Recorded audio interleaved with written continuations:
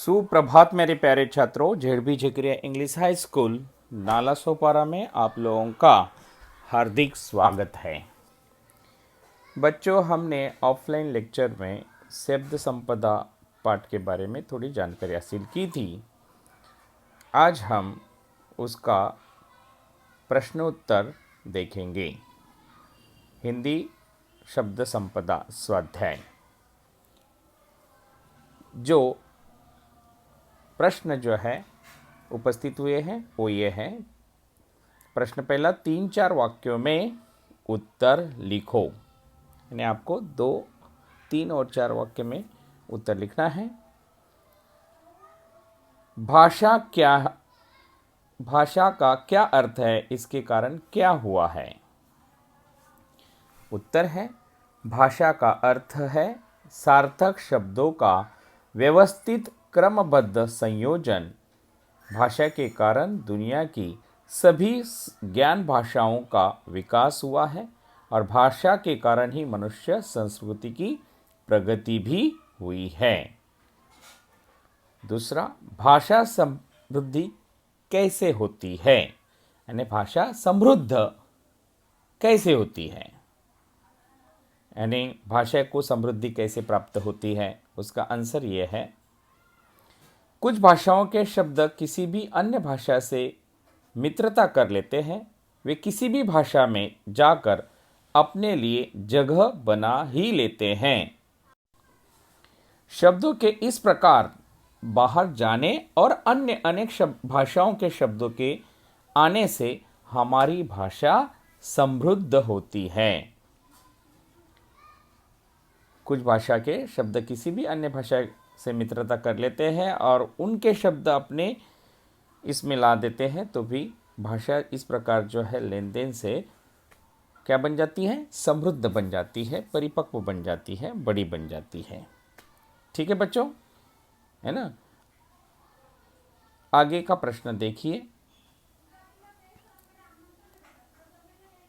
शब्दों के बारे में लेखक के विचार बताओ। यानी शब्द के बारे में लेखक के क्या विचार है, लेखक ने अपने विचार जो है किस प्रकार प्रकट किए हैं, वो प्रश्न जो है आपके सम्मुख रखा गया है। शब्द के बारे में लेखक के क्या विचार हैं? शब्दों का यह संसार बड़ा विचित्र है। शब्दों की ताकत और हमारा ध्यान कभी नहीं जाता। यानी शब्द की ताकत की ओर हमारा ध्यान कभी भी नहीं जाता है। शब्द ही मनुष्य को ज्ञान से जोड़ते हैं, शब्द ही मनुष्य को मनुष्य से जोड़ते हैं और तोड़ते भी हैं।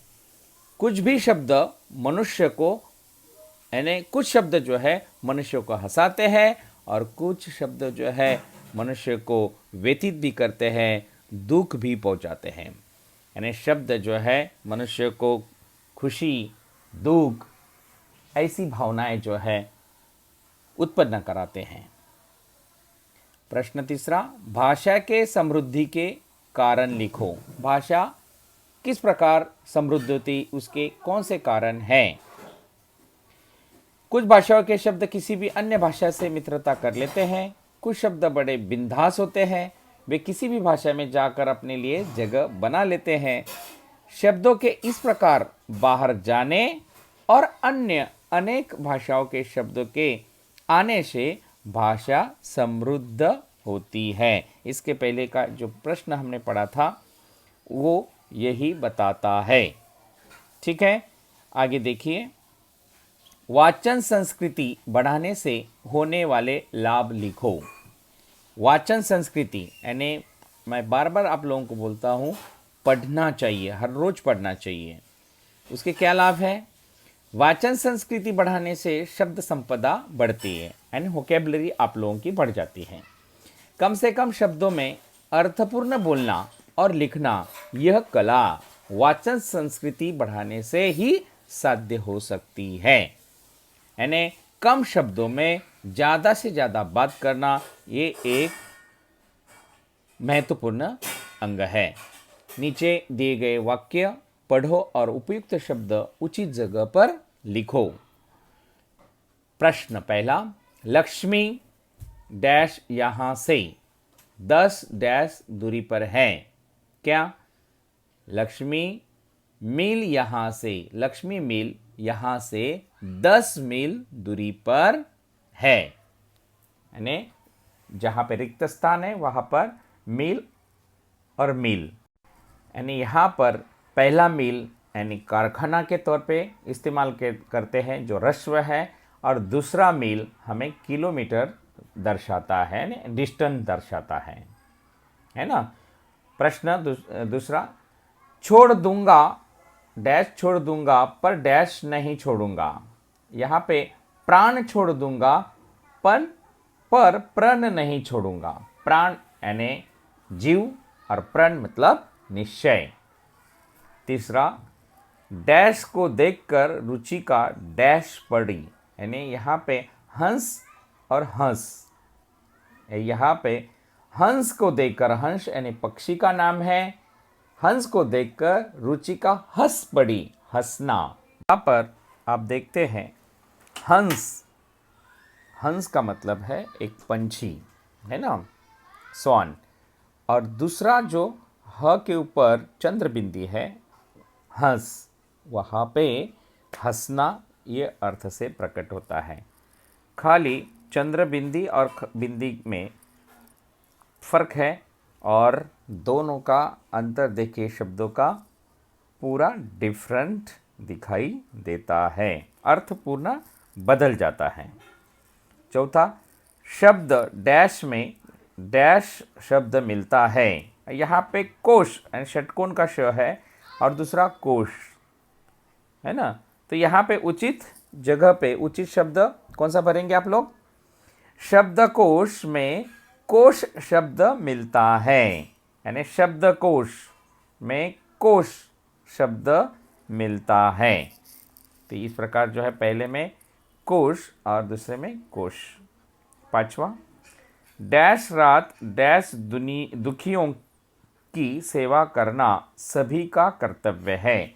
यहाँ पे दिन और दिन, तो उचित शब्द जो है पहला दिन यानी दिन रात यानी दिन का डे, दिन दुखियों की सेवा करना सभी का कर्तव्य, और दूसरा दिन जो है मतलब गरीब।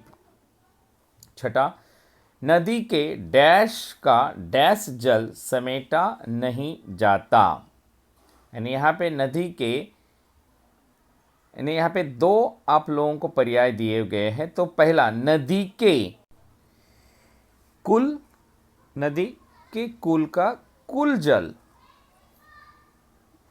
समेटा नहीं जाता। यहाँ पे कुल किनारा और कुल मतलब सब, है ना। तो यहाँ पे दीर्घ और ह्रस्व का फर्क आपको समझकर चलना है, और उचित पर्याय जो है उचित जगह पे भरना है। नेक्स्ट क्वेश्चन है, डैश दिवाली में जलाकर देहरी पर रख। अभी यहाँ पे दिया और दिया, है ना। यहाँ पे पहला यानी ह्रस्व जो है वो कहाँ पे इस्तेमाल करेंगे? लास्ट में। और दीर्घ जो शब्द है दिया, है ना, दिया यानी दीप, दिया दिवाली में जलाकर देहरी पर रख दिया जाता है। बालक डैश से पानी डैश है, यानी पीता और पीता, यानी पीता पहला यानी ह्रस्व है यानी फादर, और पीता और इसका अर्थ है पीना, यानी सिर्फ ह्रस्व और दीर्घ करने से पूरा अर्थ शब्द का बदल जाता है ना। पीता और पीता ये शब्द जो है इस प्रकार के बदलते हैं। भाषा सीखते समय ह्रस्व दीर्घ, फुल स्टॉप, कॉमा और जिसको हम अवतरण चिन्ह बोलते हैं, इनका बहुत ही बड़ा महत्व है, जिसको हिंदी भाषा में इग्नोर नहीं किया जा सकता। तो बच्चों ध्यान से ये लेसन पढ़िएगा, समझिएगा, और उसके अनुसार जो है अपनी भाषा को समृद्ध बनाइए। ठीक है बच्चों, धन्यवाद। आपका दिन शुभ हो।